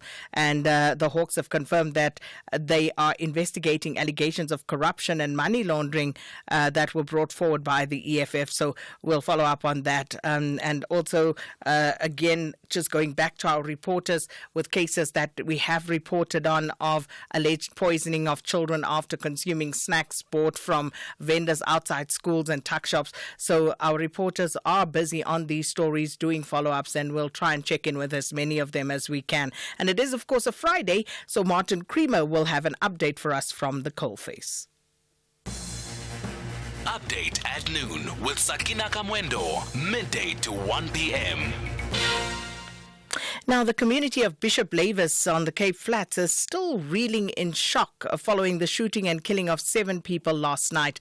Police say an armed suspect entered an informal dwelling in Kogelberg Street and fired several shots at the occupants. And this latest shooting follows yet another shooting where 5 people were shot and killed on the West Coast in Atlantis on Wednesday. Now, a family member of the latest shooting, Selena Domingo, says she's devastated.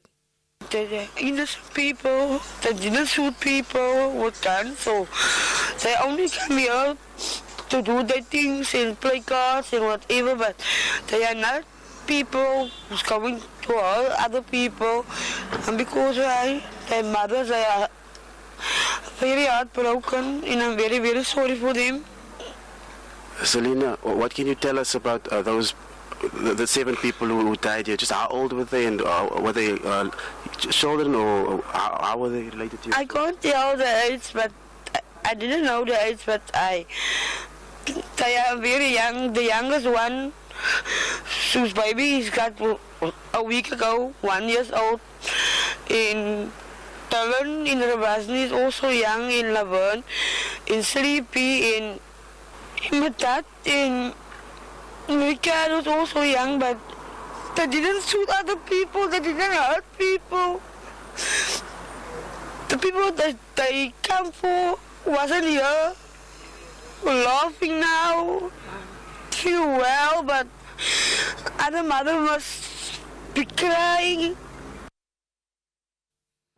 And that was Selena Domingo, a family member of some of the victims in that latest shooting on the Cape Flats. For the latest, we join on the line now by our reporter on the story, Lyle Phillips. Lyle, good afternoon. So if we could just start, perhaps for the benefit of our listeners who may not be up to speed with the story, just give us some background with regard to what happened in the details surrounding the shooting.